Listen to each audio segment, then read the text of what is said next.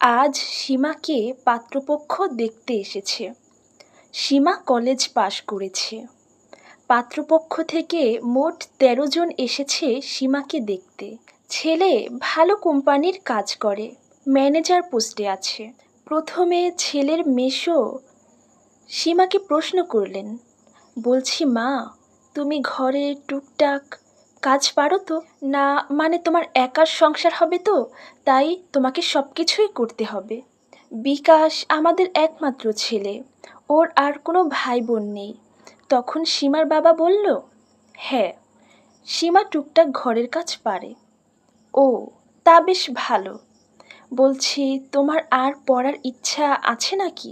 সীমা কিছু বলতে যাবে তার আগেই মেসো বলল, এসব ইচ্ছে থাকলে আগেই বাদ দাও, কারণ বিয়ের পরে এই যে পড়া টড়া আমাদের ছেলের মা পছন্দ করেন না। আর ছেলে আমাদের মস্ত বড় চাকরি করে, তোমার কোনো কিছুতে অভাব হবে না যে পড়াশোনা করে তোমাকে চাকরি করতে হবে। এ কথা শুনেও সীমা চুপচাপ বসে রইল। এরপর ছেলের মামা বলে, আপনাদের তো নিশ্চয়ই ছেলে পছন্দ হয়েছে, তাই না?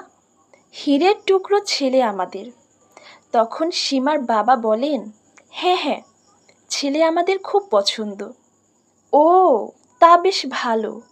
মেয়েও আমাদের খুব পছন্দ হয়েছে। তা এবার বিয়ের দিকে আগানো যাক।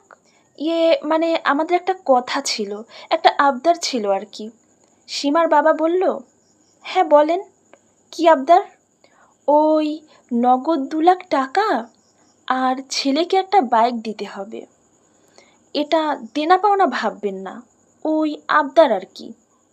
আর খাট পালঙ্ক, আলমারি, ড্রেসিং টেবিল এগুলো তো সবাই দেয়, আপনারাও দেবেন জানি। কত ভালো একটা ছেলে আপনারা জামাই হিসেবে পাচ্ছেন বলুন তো? সীমার বাবা খানিকটা হতাশাগ্রস্ত হয়ে বললেন, হ্যাঁ, তা আপনারা ঠিকই বলেছেন।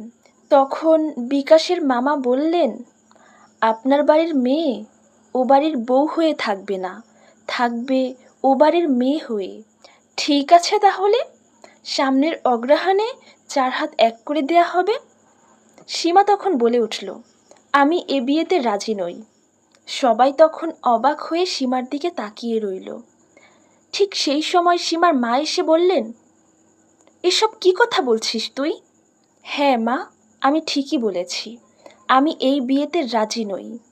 যারা মেয়ের বাবার কাছে ভিখারির মতো টাকা চায়, তারা কেমন মানুষ আমার বোঝা হয়ে গেছে। ছেলের মামা রেগে যায়, বললেন, তুমি আমাদের ভিখারি বললে? হ্যাঁ বললাম। পাত্রীপক্ষকে উদ্দেশ্য করে ছেলের মামা বললেন, আপনাদের মেয়েকে সঠিক শিক্ষা দিতে পারেননি, বড়দের সঙ্গে কিভাবে কথা বলতে হয় শেখাননি। আমাদের ছেলে এত বড় চাকরি করে, এত টাকা বেতন পায়, আর তাকে কিনা মেয়ে বলছে ভিখারি? হ্যাঁ বলেছি, যদি এত টাকা বেতনই পায় তাহলে ২ লক্ষ টাকা, বাইক এসব চাচ্ছেন কেন? তারপর আবার এটা বলছেন এটা নাকি আপনাদের আবদার। আমরা আপনাদের কোনো আবদারই মেটাতে পারবো না, আর আমরা এ বিয়েতে রাজি নই। চলে যান আপনারা। তুমি একটা পাজি মেয়ে, তোমার শিক্ষার অভাব আছে। ছেলের মামা সীমার বাবাকে উদ্দেশ্য করে বললেন, আপনারা মেয়েকে কি শিক্ষা দিছেন? মেয়ে মানুষ, তার উপরে এত বড় বড় কথা। সীমার বাবা তখন বললেন, আমি বাবা হিসাবে আমার মেয়েকে সঠিক শিক্ষাই দিয়েছি। সীমা একদম ঠিক কথাই বলেছে, আপনারা এবার চলে যান। এরপরে পাত্রপক্ষ রাগে গজগজ করতে করতে সীমার বাড়ি থেকে চলে যায়। এই সীমার মতো মেয়েরাই পারে আমাদের সমাজকে বদলাতে। আসলে কেউ যদি আবদারের নামে ভিক্ষা চায়, তাকে মেয়ে নয়, ভিক্ষা দিন। ধন্যবাদ।